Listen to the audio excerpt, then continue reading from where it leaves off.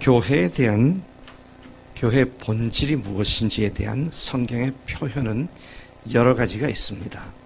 교회가 이런 것이다 라는 말씀들을 가지고 교회의 특징이 이런 것들이구나 미루어 알 수 있는 예가 많이 있습니다.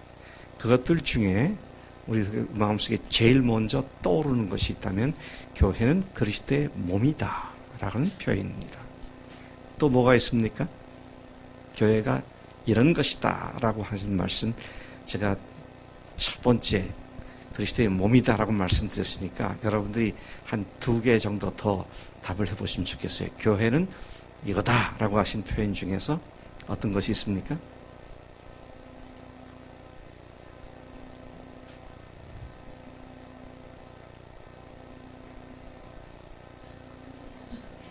하늘 가족이다. 하나님의 가족이다. 예, 하나님의 가족, 하늘 가족, 하나님의 권속이다. Family of God. 하나님의 가족이다. 자, 그런 내용들은, 그런 모습들은 우리가 얼마나 사랑하는 특별한 존재들로 구성되어 있는 것이 교회인가 하는 것을 드러내는 말씀들로 표현되십니다. 자, 제가 하나만 더 기대합니다. 하늘 가족, 그리스도의 몸, 그리고 하나 더.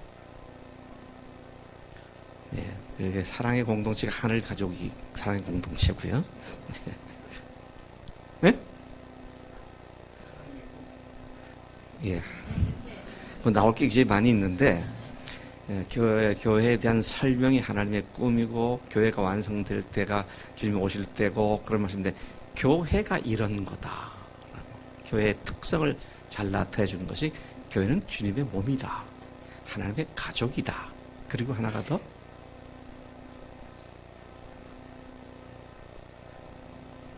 그래서 목사가 반복을 해도 괜찮아요.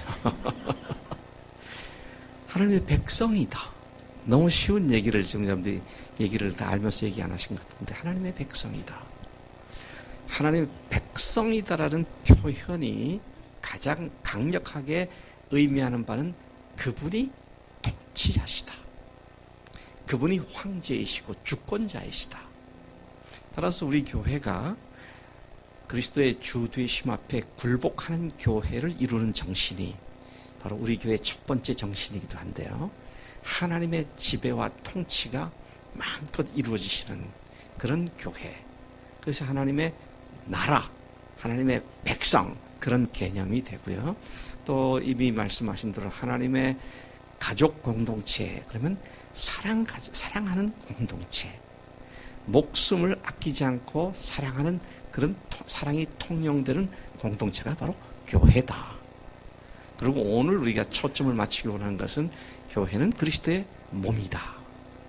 그리스도의 몸이다라는 것은 수직적인 측면에서는 그분이 머리이시고 우리가 지체이기 때문에 머리 되시는 주님께서 말씀하시는 것은 그대로 순종하는 것이 교회의 가장 첫 번째 덕목이다. 그런 의미가 있습니다. 그러면 수평적으로는 한 머리 밑에 한 몸을 이루고 있는 각 지체들이 네가 아프면 내가 아프고 네가 기쁘면 내가 기쁘고 서로 수평적인 관계에 있어서 생명력을 주고받는 그런 하늘 가족 공동체로서의 특별한 사랑 공동체다. 그런 의미를 갖고 있는 것이 그리스도의 몸이다. 그런 표현으로 말씀을 해주고 있습니다.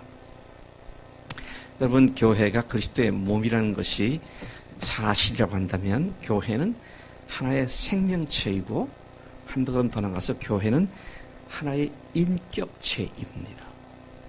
따라서 교회는 그리스도를 머리로 한 또 각 지체들로 구성된 하나의 생명체이고 하나의 인격체이고 따라서 교회는 태어나고 자라고 성숙해지고 그리고 다시 또 배가가 되는 증식이 되는 이것이 교회의 특징이다라는 사실을 말하고 있는 것입니다. 여러분 그런 측면에서 우리들의 매일의 삶이 생명의 역사가 일어나지 않고 있다 그러면 something wrong, 뭐가 잘못된 겁니다. 우리 속에 있는 생명의 그 근원 되신 주님께서 우리를 가만두지 않고 생명의 역사를 일으키게 하시는데, 오늘 이 말씀을 가지고, 제가 오늘 본문을 가지고 그리스도 안에서 생명력이 박동하는 교회 생활이 어떻게 가능한 것인가 하는 것을 좀 집중적으로 말씀을 준비했습니다. 먼저 그리스도의 몸이다라고 하는 표현입니다. 여러분, 우리가 언제 그리스도의 몸이 됐죠?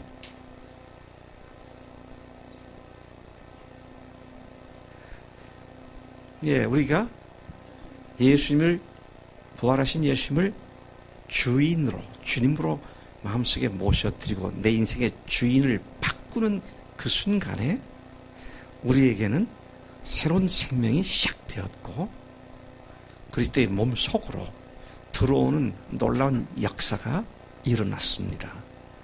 그 사실을 아주 잘 설명해주고 있는 구절이 제가 여기 미스타입되어 있는데요. 한 몸속으로 들어온 우리, 고린도전서 12장 23절이라 13절입니다. 예, 잘못 쳐가지고 13절이 23절로 되었는데 이것이 기준이 될 수 있는 말씀이기 때문에 같이 한번 찾아서 이 본문 말씀을 읽어보시겠습니다. 고린도전서 12장 13절입니다. 찾으셨으면 같이 읽겠습니다. 시작. 우리가 유대인이나 헬라인이나 종이나 자유인이나 다 한 성령으로 침례를 받아 한 몸이 되었고 또 다 한 성령을 마시게 하셨느니라. 이 말씀을 다시 음미해 보면 예수님의 죽으심과 그분의 부활하심을 믿고 그분을 자신의 주인으로 모신 사람들은 누구나 예외 없이, 오늘 여기 말씀 보니까 유대인이나 헬라이나 자유인이나 종이나 누구든지 구분이 없이, 예외 없이 다 같은 한 성령으로 침례를 받음으로써 한 몸이 되었다. 그렇게 말씀하십니다. 한 성령으로 침례를 받음으로써 한 몸이 되었다. 그러니까 우리가 그리스도의 몸 안으로 들어와서 하나의 몸이 되는 것은 성령으로 침례를 받을 때 이루어진 것이다. 그런 말씀인 것이죠. 여러분, 성령으로 침례를 받으셨습니까? 언제 받으셨어요? 언제 성령으로 침례를 받으셨습니까? 예수님을 주인으로 모셔드릴 때 성령으로 침례를 받은 줄로 믿습니다. 이 말씀에 따르면 예수님과 연합하여 그분과 함께 십자가에 못 박혀 죽었고 그분의 부활하심과 연합하여 새로운 피조물로 다시 태어난 어마어마한 사건이 우리에게 발생한 것은 오직 성령으로만 가능했음을 말씀해 주고 있습니다. 우리의 노력이나 우리의 선함이나 우리의 진실됨이 아니고 성령께서 예수님이 주님인 것을 알게 하고 믿게 하셔서 나의 주님이십니다. 나의 하나님이십니다. 그렇게 고백하게 하신 줄로 믿습니다. 그래서 고린도서 12장 13절인데 그것부터 10절 앞에 12장 3절에서 보면 또 성령으로 아니하고는 누구든지 예수를 주시라 할 수 없느니라. 그래서 예수님이 주님이시구나. 그리고 내 인생의 주인을 바꾼 어마어마한 사건은 오직 성령으로 말미암아 이루어진 것을 우리는 확실히 믿습니다. 그것을 다른 말로 보면 성령으로 침례를 받는다. 그렇게 표현을 한 것이죠. 그런데 성령으로 침례를 받은 결과가 무엇입니까? 오늘 이 말씀에 따르면 고린도서 12장 13절 말씀에 따르면 성령으로 침례를 받아 한 몸이 되었다. 한 몸이 여기서 뭘까요? 교회가 되었다는 겁니다. 근데 우리말로는 이 말씀이 좀 이게 아주 생동감 있게 생생하게 다가오질 않는 것 같아요. 성령으로 침례를 받아 한 몸이 되었다. 그러니까 침례라는 말과 한 몸이 되었다는 말이 어떤 연관성이 있는지가 잘 드러나지 않는 것 같습니다. 그래서 제가 할 수 없이 영어 번역을 좀 대조를 안 할 수가 없어서 영어 번역을 좀 여러분들에게 소개를 좀 하려고 합니다. 영어 성경으로 보니까 상큼하게 다가와요, 이게요. 한 성령으로 침례를 받아 한 몸이 되었단 말이 이런 의미구나. 영어 하면 괜히 알러지 반응이 나오신 분이 계실지 모르겠는데요. 뭐 그렇게 어려운 영어가 아니니까 한번 들어보세요. 킹 제임스 버전. 와, 저는 어제 내 생애에 킹 제임스 버전 원본 첫 판을 갖다가 직접 볼 거라고는 생각을 못 했는데, 와, 그 보호를 어제 보고 나니까 배가 부르더라고요. 와, 이거 뭐 역사책에서나 그런 것이 있었다라고 정도로 알았던 게 내 눈앞에 딱 펼쳐진 걸 보고 너무 감사하더라고요. 근데 그 킹 제임스 버전에서 또 NASB, New American Standard Version, 새 미국 표준 성경에서 거의 같은 말을 하고 있습니다. For by one spirit, 한 성령으로. Are we are가 이게 도치가 되가 are we all baptized. 우리 모두가 침례를 받았다. 성령으로 침례를 받았다. into one body. 여기 보니까 baptized into one body. 몸속으로 침례를 받았다는 겁니다. 우리가 모두 예수 그리스도로 말미암아 몸속으로 성령을 통해서 한 성령으로 몸속으로 쑥 들어와서 침례를 받은 자가 되었다. 그렇게 말하고 있어요. NIV에서도 그렇게 하고 있습니다. For we were all baptized by one spirit into one body. 한 몸속으로 그래 침례를 받아 들어왔다. 그렇게 말씀하고 있는 것입니다. 그래서 침례를 받았다는 말은 무슨 말입니까?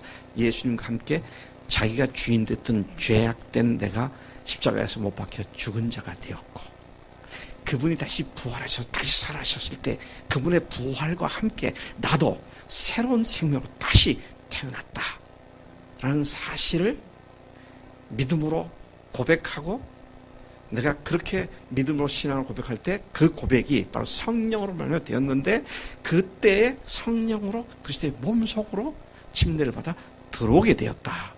그렇게 말씀을 하고 있는 것입니다. 우리가 교회라는 그리스도의 몸속으로 들어와 한 몸이 된 것이 전적으로 성령의 침례로, 성령으로 침례 받음으로 되어진 줄로 믿습니다. 이건 spiritual fact예요. 영적인 사건입니다. 영적으로 발생한 사건입니다. 그래서 우리가 그리스도의 몸 속에 들어와서 이제는 몸을 구성하고 있는 지체들이 되었다. 그렇게 말씀을 하고 있는 것입니다.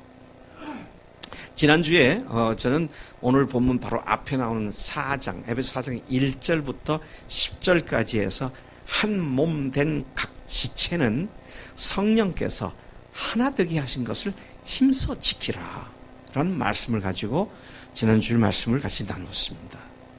하나 되도록 힘써 노력하라 아니고요. 이미 하나 된 것을 힘써 지키라고 그렇게 말씀하신 걸 우리가 들었습니다. 오늘 그리고 나서 이어서 오늘 본문 말씀에서는 교회를 구성하고 있는 각 지체가 모두 사명자임을 강조하고 있는 말로 시작되고 있습니다. 여러분, 교회에서 목사나 전도사나 선교사들은 사명자이고, 우리 같은 평신도들은 사명자는 아니고가 아니라 예수를 주인으로 모신 사람이면 누구나 사명자임을 이 에베소 4장 11, 12절이 선명하게 말씀하고 있는 것입니다. 11절, 12절을 다시 한번 같이 읽어보겠습니다. 시작.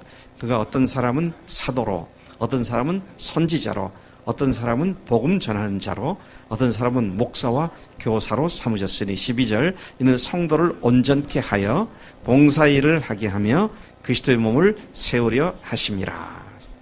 여기 앞에 보면 교회에 하나님께서 리더십을 세우셨다. 네 종류의 리더십을 말씀하고 있습니다. 네, 그것은 좀 이따 말씀드리고요. 그렇게 리더들을 통해서, 리더십을 통해서 뭘 하게 하셨느냐면 이는 성도를 온전케 하여 그 다음에 봉사의 일을 하게 하며 그랬습니다. 교회 리더십이 있는 이유가 교인들을 잘 온전케 한다. 잘 양육해서 그들이 섬기는 사역을 하기 위해서다. 그렇게 말하고 있는 것입니다. 여러분, 여기서 이 번역도 좀 온전케 하여 하라니까 또 이게 또 상큼하게 안 들어오잖아요. 그래서 영어 성경을 보니까 세 단어가 쓰여졌어요. 하나는 뭐라고 되어 있냐면 prepare, 온전케 한단 말을 잘 준비시켜서 그런 말로 되어 있고요. 또 다른 성경은 equipping the saints, 성도들을 잘 훈련시켜서 구비시켜서 자격을 갖추고 또 할 수 있는 그런 그 능력들을 구비시켜가지고 사역을 하게 하기 위해서다. 그렇게 말을 하고 있습니다. 그러니까 여기에서 말하고 있는 것은 교인들이 사명자인데 그 사명자의 삶을 제대로 잘 감당할 수 있도록 교인들을 훈련시키고 육성시키고 성장시켜서 그들이 그 사역을 감당하기 위해서 그렇게 한다. 그렇게 말씀하고 있는 것입니다. 여기서 봉사의 일을 하게 하며 그랬는데요. 저도 이 번역에 대해서 별로 마음에 들지가 않습니다. 왜냐하면 여기서 말하는 봉사는 땀을 뻘뻘 흘리면서 청소하고 뭐 이렇게 주차장에 가서 이렇게 뭐 사람들 주차 관리하고 이러는 거 아니에요. 그 뭐냐? 미니스트리, 사역을 하는 겁니다. 사역이 뭡니까? 영혼들을 섬기고 도와주어서 영혼들이 바로 설 수 있게 하는 그게 사역이에요. 그러니까 교회 리더십이 있는 이유가 여기 박 목사가 있고 천 목사가 있고 또 우리 박 전사가 있고 또 우리 교회 목자들이 있고 뭐 각각 그룹 리더들이 있는 이유가 교인들을 잘 양육해서 그분들이 사역자로서의 사명을 감당할 수 있게 하는 것이다 하는 것이죠. 그러니까 교인들을 양육해서 사역자가 되는 일을 잘 못하는 목회자가 엉터리인 거예요. 그러니까 사역은 목사님들이 하는 거고 우리는 그냥 옆에서 응원이나 하고 구경이나 하고 박수갈채나 보내고 조금 더 적극적으로면 양쪽 손에다가 치역을 들고 있는 이 수술 갖다 들고 야야 하면서 응원하고 그러는 거 아니라니까요. 여러분들이 사역자들입니다. 근데 목사들이, 교회 지도자들이 그 사역자가 잘 개발돼서 사역을 할 수 있도록 하는 거예요. 또 그렇게 사역한 결과가 뭐냐? 그리스도의 몸을 세우게 하기를 하겠습니다. 그래서 우리가 교회 안에서 몸을 세우는 것이 뭡니까? 교회를 건강하게 만드는 거예요. 교회를 교회답게 만드는 겁니다. 자, 바로 그 일을 위해서 하나님께서는 어떤 사람들을 사도로 세우셨고 어떤 사람들을 선지자로 세우셨고 어떤 사람들을 복음 전한 자로 세우셨고 또 어떤 사람들은 목사와 교사로 세우셨다. 그렇게 말씀합니다. 여러분, 오늘날 이 사도가 어떤 사람들인가, 사도가 했던 이 뭔가를 보면 교회에 이런 사람들이 있는 것을 우리 확인할 수 있어요. 선지자들이 어떤 일을 했는가를 생각하면 역시 또 확인할 수 있습니다. 하나하나 생각을 해보자면 사도들은 예수님의 12사도들과 바울과 이런 사도들은 계속 한 교회에 있지 않고 계속 다니면서 복음을 전하고 교회를 개척하고 또 그 교회를 가서 그들을 계속 또 섬겨주고 세워주고 하는 그런 순회 사역을 주로 했었습니다. 그러니까 사도라는 말 자체가 보내심을 받은 자 그런 뜻입니다. 그러니까 한 곳에 있지 않고 계속 다니면서 사역을 계속 개발하고 시작하게 만들고 하는 그런 것들이죠. 그래서 여러분, 우리 교회에도 이런 사도에 해당하는 사람들이 많이 나왔으면 좋겠어요. 지금은 주로 제가 그 일을 하고 있습니다. 네팔에 갔더니 하나님께서 여기에서 일을 하시는구나. 중앙아시아에서 또 이런 일을 하시는구나. 중국에서 이런 일을 하시는구나. 그래서 우리가 그 다음에 그 일을 위해서 헌신하고 또 그 사역을 개발하고 하는 그런 것들을 사도들이 하는 일로 얘기할 수 있습니다. 선지자들이 하는 일은 뭘까요? 선지자들이 하는 일은 뭘까요? 말씀을 전하는 것. 예, 맞습니다. 근데 어떻게 전하느냐?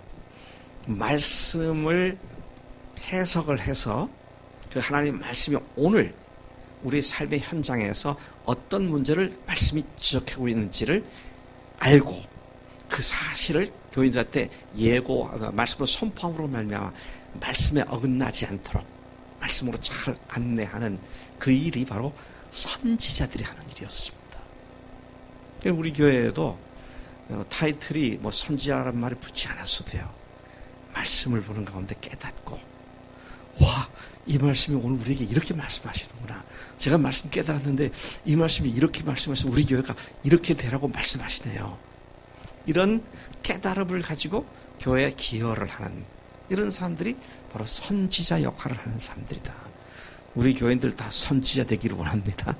말씀이 풍성해서 그 말씀이 그대로 그냥 삶 속에 착 투영돼 가지고 이 말씀 비출 때 우리가 이것이 부족하구나. 다 깨닫고 그 말씀을 그대로 살아갈 수 있도록 교회가 격려받고 도전받고 하는 그런 것들이죠. 또 세 번째는 복음 전하는 자입니다. 여러분 우리가 다 복음 전하는 자들이죠. 근데 여기서 말하는 건 교회 리더로서의 복음 전하는 자를 얘기합니다. 예를 들면 특별하게 그 복음 전하는 일에 은사를 받은 분들이 있어요. 예를 들면 며칠 전에 소천하신 빌리 그램 같은 분들이라든지 또 이번 부활절 바로 전전날부터 네팔의 운동장을 빌려서 대형 전도 집회를 하는 작년에 제가 네팔 갔을 때 같이 사역했던 정태 목사라고 하는 분이 있는데요. 그분이 그런 은사를 가지고 또 대형 집회를 해서 복음을 선포하는 그런 일들을 하기도 하고요. 그런 은사를 가진 사람들이 이제 복음 전하는 자다. 그렇게 말을 하고 또 마지막으로 네 번째 보시면 목사와 교사로 주셨다 그랬습니다. 목사와 교사를 세우셨다 그랬어요. 이게 두 사람이 아니고 한 사람의 두 가지 직능입니다. 목사 교사예요. 거꾸로는 교사 목사고요. 그렇게 보는 이유는 헬라어 원어상에 보면 정관사가 있어요. 영어도 정관사가 있잖아요. 근데 정관사가 있는데 더 사도, 더 선지자, 더 교사, 복음 전하는 자, and 더 목사 and 교사입니다. 목사 and 더 교사 아니고요. 정관사가 하나가 두 개를 다시 수식합니다. 그래서 이것은 목사가 한 가지 직능이 아니라 두 가지 직능이다. 그렇게 말을 하죠. 우리말 성경이 참, 우리말로 이 목사가 너무 잘 번역됐어요. 왜? 영어로는 목사를 뭐라 그러죠? pastor입니다. pastor 하면 pastoring, 파스텔을 의미잖아요. 목양 그런 얘기입니다. 돌본다. 그렇죠? 돌본다는 의미에서 목사입니다. 그러니까 하면 사는 무슨 사자입니까? 스승 사자입니다. 그죠? 선생 사자예요. 선비 사자가 아닙니다. 변호사, 의사는 이게 사자가 스승 사자 같은데 또 검사, 판사 그런 소위 사자 붙은 건 다 선비 사자입니다. 근데 이건 스승 사자예요. 그러니까 우리말로 표현된 거 뭐예요? 돌보며 가르치는 자. 이게 지금 지금 에베소 4장 11절이 말하고 있는 거예요.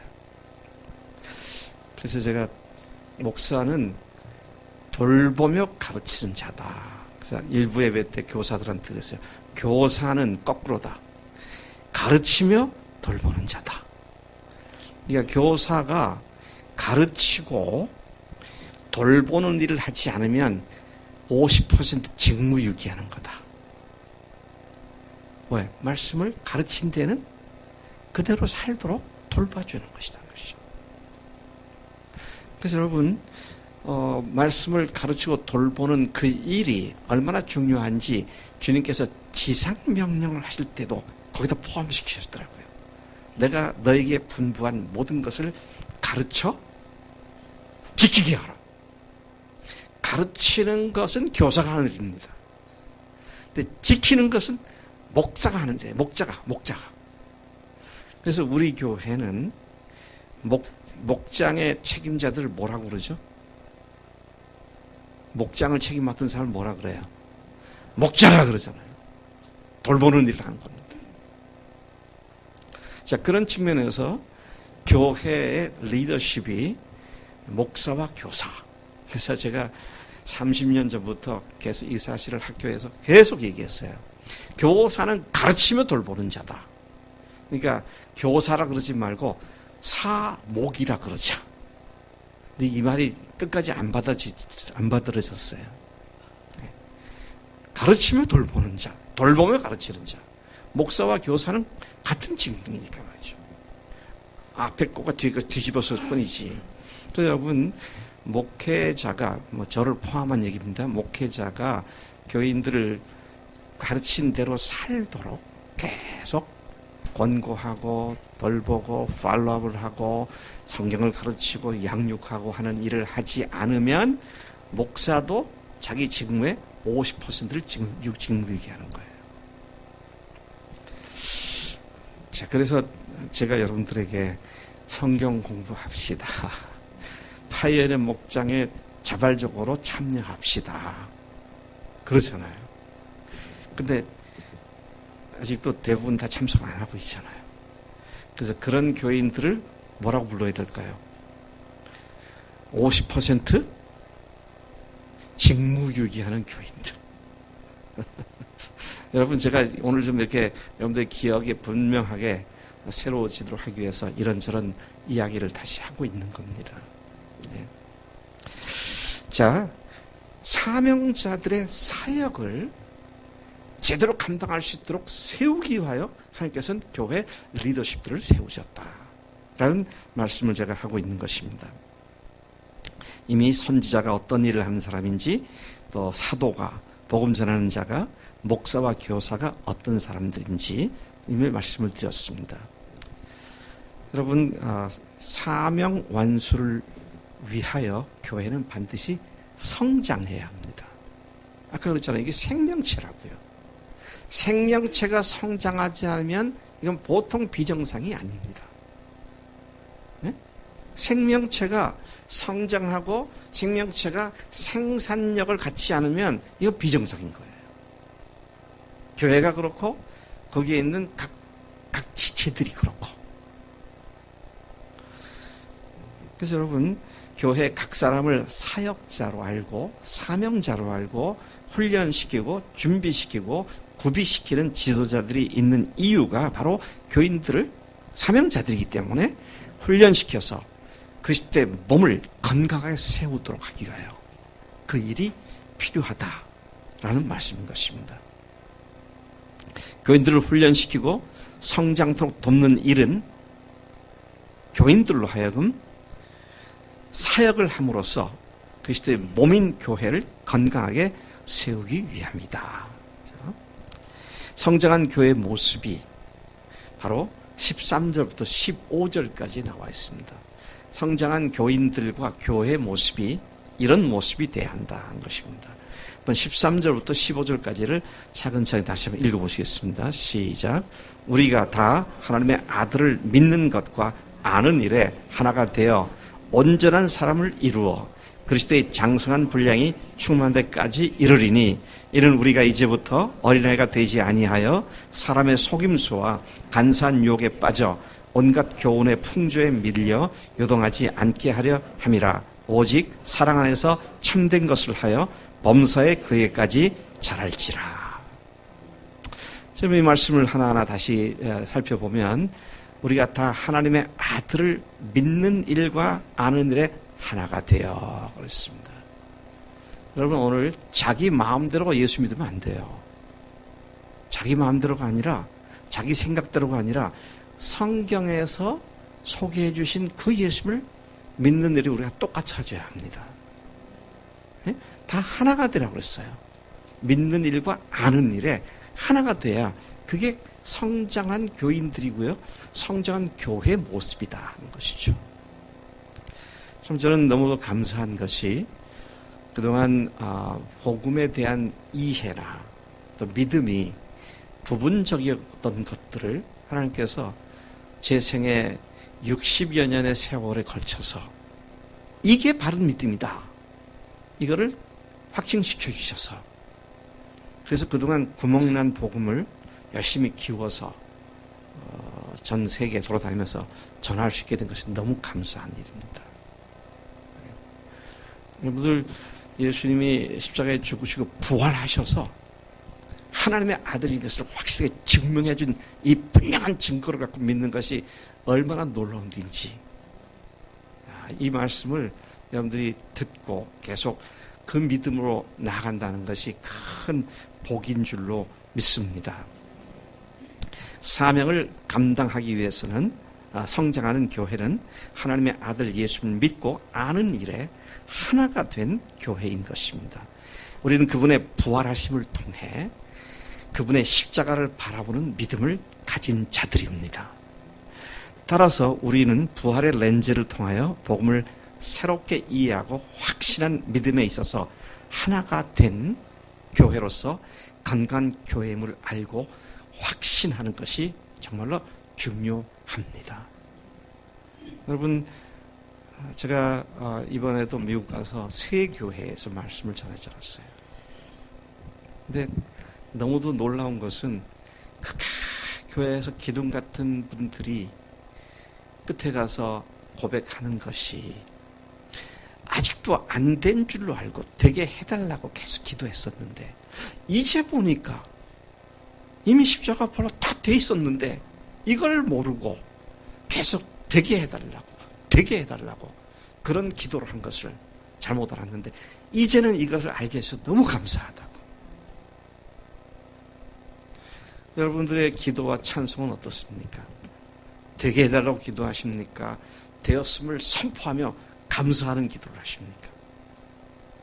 이건 완전히 다른 스토리가 되어버립니다. 죽으시고 부활하셨구나. 역사적으로 이미 이루어진 일이구나. 주님, 그렇기 때문에 주님과 함께 연합돼서 내가 옛사람이 죽었고 이제 예수님과 함께 다시 새로운 생명으로 태어난 자로서 이제는 내 속에서 부활하신 주님께서 승리하도록 역사하실 줄로 믿습니다. 그리고 딱 선포하고 나가는 것과 아직도 안 된 것 같아서 되게 해주세요. 되게 해주세요. 되게 해주셨는데 평생을 그렇게 기도하다가 한 번도 승리하지 못하고 죽어가는, 이거는 뭐 전혀 다른 이야기가 되는 것이다 하는 것이죠. 참 너무 감사한 것은 이것이 단순한 신학적 추론의 결과가 아니고 실제로 그런 교회들이 각곳에서 생겨나고 있다는 것이 너무 놀라운 것이죠. 여러분, 우리가 여기 보니까 사람의 속임수나 간사한 유혹에 빠져 온갖 교훈의 풍조에 밀려 요동하지 않는 상태가 바로 장성한 자의 것이다 그랬습니다. 부활하신 예수에 대한 믿음은 확고한 것이죠. 그것들을 넘어뜨릴 수 있는 것은 아무것도 없습니다. 여러분, 그러니까 예수님을 초점 맞추어서 그분을 묵상하고 그분을 의지하게 되면 우리 흔들릴 이유가 없어요. 여러분, 다시 말씀드리지만 우리가 그런 믿음을 가질 수 있도록 주님께서 뭘 해주셨어요? 하나님이신 그분께서 우리를 죽으셨습니다. 이게 말이 되는 겁니까? 이게 어마어마한 사건 아닙니까?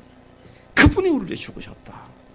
그리고 죽으셨다로 끝났으면 so what? 그래서 모자란 말이냐? 그게 되겠지만 부활하심으로 하느냐? 이분이 정말 하나님으로 죽으셨구나. 그래서 우리 마음속에 우리의 모든 문제를 이미 십자가에서 다 담당하셨고 부활로 확증시켜 주셔서 이제는 두려워할 이유가 없는 거잖아요. 담대히 나가면 되는 거잖아요. 그래서 여러분, 그런 측면에서 우리는 앞으로 되어질 것을 가능성을 갖고 믿는 사람들이 아니라 이미 되어진 것을 믿고 그 되어진 것을 누리기 위해서 출발한 사람들인 줄로 믿습니다. 이건 전혀 다른 얘기입니다. 아직도 안 돼서 되려고 노력하면 언제까지 노력하면 되겠습니까? 한도 끝도 없어요. 되지 않습니다. 그렇기 때문에 주님께서 죽으셨다니까요. 그렇기 때문에 주님께서 다시 살아나셨다니까요. 그러고는 우리를 하여금 어떻게 합니까? 혼자 그 살지 않도록 성령님을 보내주셔가지고 그 성령님께서 우리의 삶을 매일 인도하시고요. 그리고 또 우리에게 교회를 주셔서 그렇게 사는 사람들이 함께 세워져 가도록 이렇게 교회를 주셨습니다. 자, 그렇기 때문에 우리가 하나님께 주신 이 공급됨을 가지고 누리는 삶을 살 때 맨날 기도는 하는데 맨날 패배해가지고 죄송합니다. 이런 기도가 아니고요. 주님, 패배했지만 다시 물었습니다. 다시 또 어떻게 서는 그게 우리들의 믿음인 줄로 믿습니다. 여러분, 이게 안 되니까요. 사람들이 정말 엉뚱한 데 관심을 가져요. 요즘 핸드폰 열면 온갖 동영상 다 나오잖아요. 여러 가지 간증도 하고 설교도 나오고 하니까 자꾸만 이것저것 서칭해가지고 5만 가지를 다 머릿속에 집어넣습니다. 근데 초점이 안 맞아요. 네. 그러니까 자꾸만 딴 생각으로 헷갈리게 만들어 놓습니다. 여러분, 그런 측면에서 오늘 나는 정말 예수님께 초점이 딱 맞춰져 있는가? 부활로 말미암아 확실한 증거를 갖고 있는가? 그러면 끝난 거예요. 네, 들을 것이 없습니다. 왜요? 이미 되어진 것이기 때문입니다. 예수님께서 십자가에 돌아가실 때 마귀를 완전히 괴멸시키셨잖아요. 대갈통을 박살냈잖아요. 그 부활하실 때 그분이 영원한 승리를 선포하신 것 아닙니까? 그러니까 비실비실 할 이유가 없는 거고요. 오늘 이 악한 마귀는 기독교 신앙을 여러 가지 이야기들로 혼돈케 만들어서 사람들이 예수님께 초점을 흐리게 만들고 있음을 보게 되고요. 또 그것에 상당한 성공을 거두는 것을 보게 됩니다. 여러분, 제가 이 말을 하면 여러분들이 어떻게 생각할지 모르지만 제 생애를 돌이켜보면 예수님의 구속 사역으로부터 복음으로부터 초점을 흐트리는 것을 저는 적으로 알고 살아왔던 사람이에요. 그것 중에는 신유의 은사도 있습니다. 저는 신유의 은사를 부정한 사람 아닙니다. 주님께서 우리 병을 고쳐 주시죠. 저도 그런 경험이 있고요. 또 그렇게 기도도 하고. 그런데 그게 강조됨으로 말미암아 복음이 가려지면 안 된다 이거예요. 방언이나 기타 성령의 어떤 충만한 은사들을 경험하는 거, 제가 그거 굉장히 싸웠어요. 왜 싸웠을까요? 그걸 부정하기 때문에? 아니에요. 우리 교회에서 새벽 기도 때 방언으로 기도하는 사람 더 많았으면 좋겠어요. 얼마나 제가 기쁜지 몰라요. 성령께서 그렇게 역사하시고 계시니까.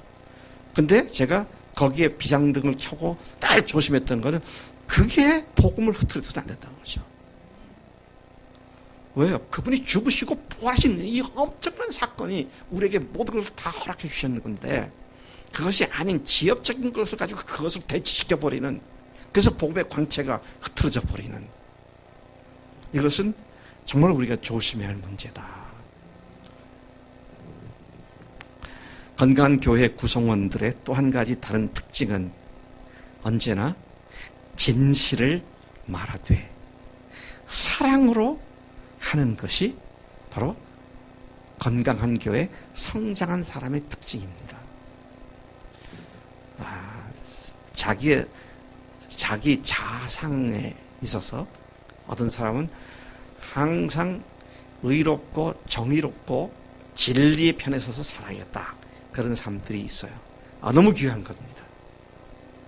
근데 그게 자칫 잘못하면 어디까지 갑니까? 자기의 의가 다른 사람들을 판단 정죄하는 잣대로 쓰이기 시작합니다. 이건 무서운 얘기입니다. 여러분, 의로우신 분은 오직 주님이신 줄로 믿습니다. 그 의로움은 사랑으로 나타나야 그것의 능력을 발휘한 줄 믿습니다. 그래서 제가 그러잖아요. 진리를 말한 사람이 질립니다. 질려버려요. 네? 늘 옳은 소리 하면 그 앞에 늘 우리가 주눅이 들어버려요. 근데 사랑으로 다가가서 깨진 마음, 상한 마음으로 권고를 하면 감동이 됩니다. 그러니까 여러분, 우리가 다른 사람들에게 하나님의 뜻을 소개하고 전할 때에 그가 잘못된 것을 도와주려고 할 때에 한마디 하려면 10번 기도해야 합니다. 근데 지 성격에 못 이겨가지고 이게 잘못했구나 그러면 탁 나와가지고 막 비판을 하고 하면 그 공동체가 건강하게 된다 안 된다? 안 돼요. 사람이라는 것이 사랑으로 감동된 것이지 옳은 것으로 변화되는 게 아닙니다. 우리 자녀를 기르신 부모님들, 자녀들이 부모하고 많이 이렇게 부모한테 상처받는 경우가 많이 있어요. 그래서 재밌는 건 아니지. 흥미로운 것은 어린 시절에 누가 상처를 많이 줬냐면 대개 아버지 그러더라고요. 근데 그게 왜 그럴까? 부모는 자녀를 사랑하니까 얘기했을 텐데. 근데 왜 그런지 아세요? 부모가 자녀를 사랑한다고는 하지만 말을 할 때는 분에 못 이겨서 분풀이를 할 때가 있어요. 영락없이 상처가 됩니다. 근데 아이들에게 정말 한마디 하기 위해서 10마디 기도하고. 돌이켜보면 저는 참 복을 많이 받은 사람이에요. 왜? 제가 우리 아이들에 대해서 크게 잔소리를 안 했어요. 그 비결이 뭔지 아세요? 오늘부터 다 그렇게 하세요. 우리 아이들이 태어나서부터 제품 밖에 나갈 때까지 매일 저녁에 잠자리에 들 때 머리에 손을 얹고 기도를 해줬어요. 얘들이 좀 철이 들고 나서는 그전엔 제가 이렇게 해줬는데 철이 들고 나서는 잠자리에 가려면 자기들이 먼저 와서 머리를 뒤밀어요. 기도해달라고. 이번에 우리 미국 갔더니 우리 아이들이, 손주들, 손녀들이 학교 갈 때 부모한테 안겨서 기도받고 가고, 잘 때 또 들어가서 기도받고. 그러니까 저는 우리 자녀들이 사춘기에 소갈이 하는 걸 본 적이 없어요. 그것 때문에 제가 뭐 문제된 게 없어요. 그러니까 아직도 어린 자녀들, 큰 자녀도 마찬가지예요. 자녀들이 기도하게 할 때 하나님께서 그 기도를 헛되게 하지 않은 줄로 믿습니다. 그래서 당신이 자녀를 어떻게 키웠느냐 물으면 기도로 키웠습니다. 이 말이 쭉 나올 수 있어요. 그렇지 않으면요, 애들 하는 거 보면 진짜 그냥 박살내고 싶을 때가 있잖아요. 웃는 부모들 제가 잘 이해합니다. 근데 주님이 보내신 사람이기 때문에 주님께서 그를 세우시는 것이죠. 그래서 여러분, 하물며 교회 안에서 바른 소리 한다고 사람 변하는 게 아니라니까요. 사랑으로 할 때 변화되는 것이죠. 그래서 우리가 교회 안에서 사랑으로 진리를 말할 때 그게 성숙한 교인들의 모습이고요. 그리고 한 걸음 더 나가서 교회가 인격체라고 그랬으니까 교회 그 자체도 주님 앞에서 뭔가를 결정하고 행할 때 미숙함이 아니라 성숙함으로 교회 전체가 함께 주님 앞에서 결단하고 헌신하고 하는 그런 일이 일어나는 것이 바로 성숙한 교회의 모습이다. 그런 말씀인 것입니다. 자, 그런데 이제 마지막 말씀을 좀 드리겠습니다. 굉장히 중요한 말씀이 남아 있습니다. 몸이, 제가 인터넷 찾아봤어요. 우리 인체가 206개의 뼈로 구성되어 있습니다. 태어날 때는 270개인데요. 아이들이 자라면서 어떤 뼈들은 이렇게 하나로 이게 붙는데요. 그 성인이 되면 206개의 뼈가 인체를 구성하고 있다 그래요. 근데 그 뼈와 뼈가 연결되는 부위가 뭐죠? 마디입니다. 마디인데요. 그 마디를 다른 말로 하면 관절이라고도 그러고요. 그 관절, 마디를 형성하고 있는 것이 인대, 근육입니다. 힘줄이고요. 인대예요. 근데 그 인대가, 그 마디가 얼마나 튼튼하게 결속되어 있느냐 하는 것이 굉장히 중요한 문제입니다. 우리 그 축구를 좋아하는 대훈이 형제, 어디서 대훈 형제? 네. 대훈 형제가 어느 날 보니까 축구를 못 하더라고. 너 왜 그러냐 했더니 인대가 끊어졌대요. 그러니까 하고 싶어도 못 하는 거예요. 인대가 끊어지니까 마디와 마디 연결된 부분에 문제 생기니까 다리를 절뚝거리게 되고요. 정상적인 보행도 쉽지가 않게 됩니다. 오늘 성경 말씀이 바로 그걸 말씀하고 있는 것입니다. 16절, 마지막 16절 말씀인데요. 한번 같이 읽어보시겠습니다. 시작. 그에게서 온 몸이 각 마디를 통하여 도움을 받음으로 연결되고 결합되어 각 지체의 분량한 대로 역사하여 그 몸을 자라게 하며 사랑 안에서 스스로 세우느니라. 이야, 이게 마디가 206개의 뼈들을 연결시켜서 하나의 골격을 이루게 하고 그렇게 사람이 살아갈 수 있도록 인체를 구성하잖아요. 그런데 그것의 연결 부위가 마디이고 그 마디가 건강하게 붙어 있을 때 결합되고요. 연결되어서 건강한 몸을 이루게 된다는 것입니다. 그리고 이 말씀에 따르면 각 온몸이 각 마디를 통하여 도움을 받는다 그랬어요. 자, 그러면 여러분 한번 생각해 보세요. 나는 주님의 기쁨 교회 교인으로서 누구와 마디 관계를 맺고 있는가? 내가 영적으로 공급받는, 나에게 영적 공급을 해주는, 도움을 주는 마디가 누군가? 그리고 나로부터 도움을 받는 마디는 또 누군가? 여러분, 교회가 단순히 사람들이 모이는 집합이 아닙니다. 네. 그래서 여러분, 제가 늘 얘기하잖아요. 예수님이 교회에 계시잖아요. 아멘? 교회 어디 계십니까? 관계성 속에 계신다고 했어요. 그 관계성이 실질적으로 이루어지는 장소가 어디입니까?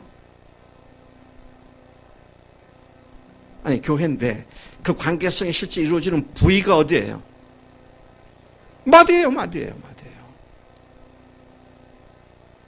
그러니까 교회는 다니지만 자기의 마디가 누구가 붙어 있지 않으면 정상적인 공급을 받을 수가 없다는 겁니다.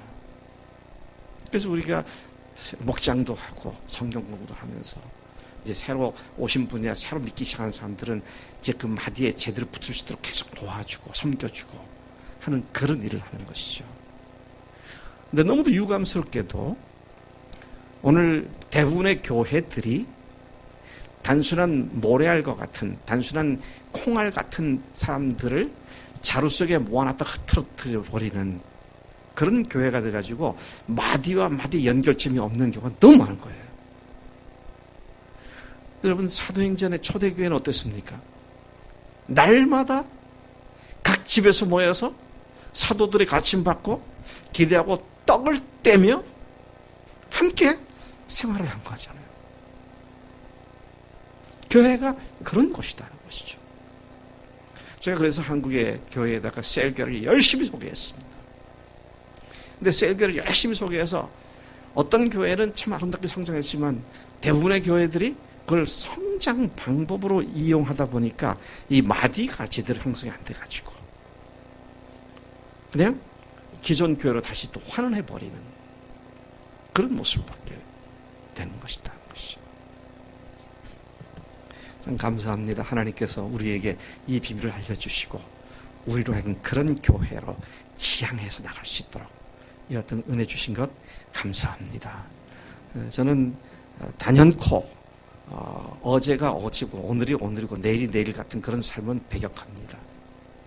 늘 새날이 되어서 새 일을 행하시는 주님의 생명의 역사가 우리들 속에 끊임없이 넘쳐 흐르는 그런 간증이 있는 삶이 되기를 간절히 소망합니다. 오늘 오후에도 그분 간증을 좀 제가 좀 듣자고 이제 요청할 텐데, 참 놀라운 거는요, 우리 보세요. 이게 관계라는 게 얼마나 놀라운지 몰라요. 우리 전순례 자매 공주의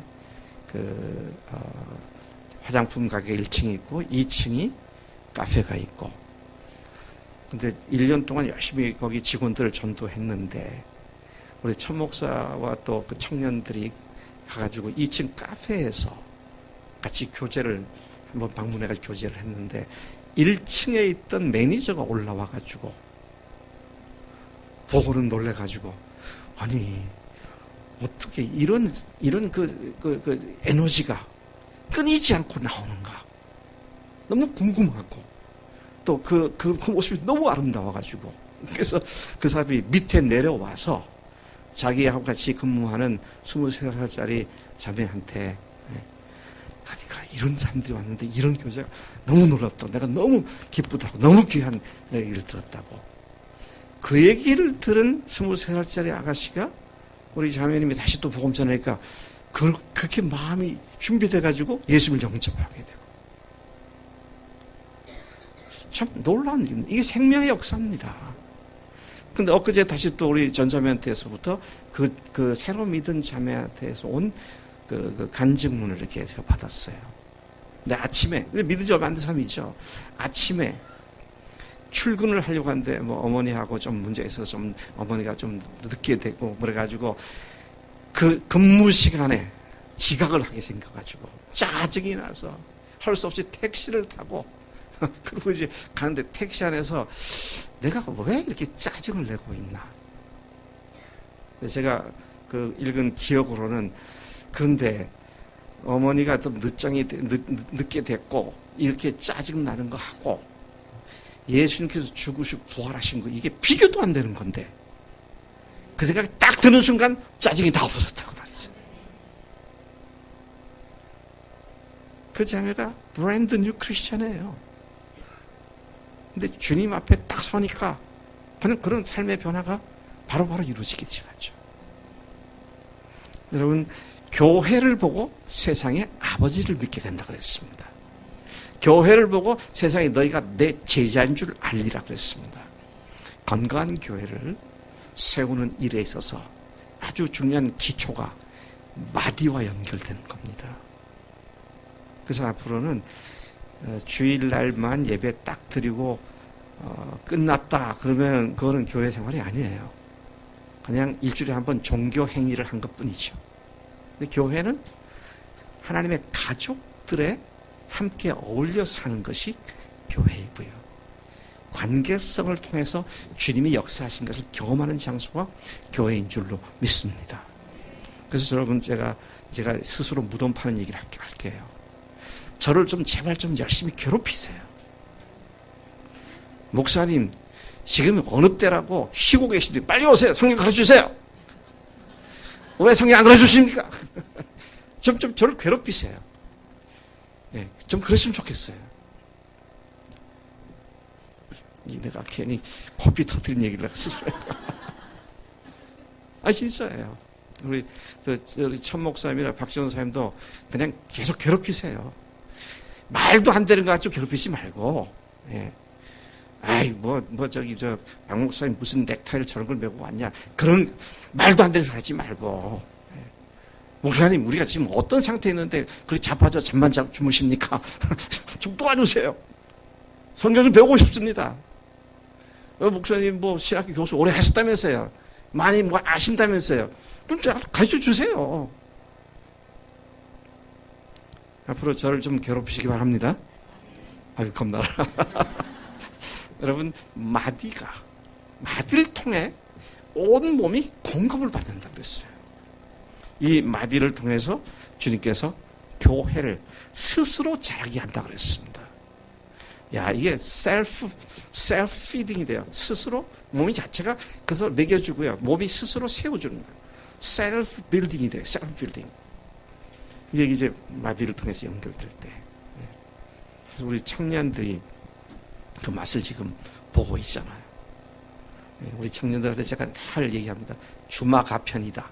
달리는 말에 채찍을 한다. 이제 시작일 뿐이다. 열심히 하라고 말이죠.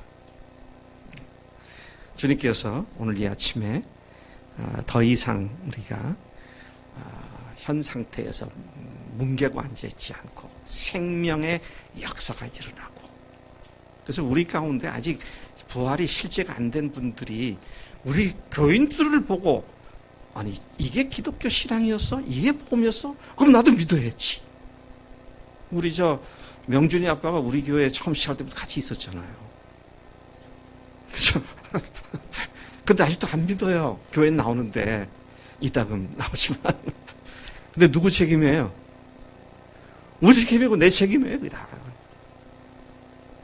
복음의 그런 역사를 익히는 걸 보게 되면 세상에 이런 곳이 되는 어디 있어. 이런 예수를 나도 믿어야지. 우리 김택환 형제도 온 지가 이제 꽤 몇 년 됐잖아요. 우리 때문에 아직 못 믿는 것 같아. 근데 이제 곧 본인도 믿고 싶은 마음이 있고 하니까 곧 주께서 눈을 열으시고 귀를 여시고 그렇게 부활의 실제가 될 줄로 믿습니다. 기도하겠습니다. 하나님 아버지 감사합니다. 주님께서 이 아침에 교회 공동체가 주님 마디를 통하여 성장하고 자라난다는 사실을 주목하게 하시니 감사합니다.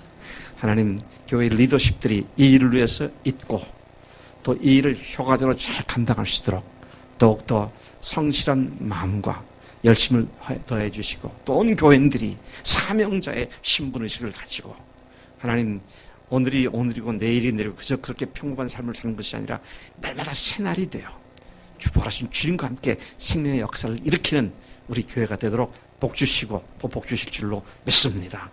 내 마디가 누구인지 그 마디와 교제하고 그렇게 마디를 통해서 공급받는 것이 내 영혼에 차고 넘칩니다. 하나님, 내가 참으로 주님 앞에 내 잔이 넘치나이다.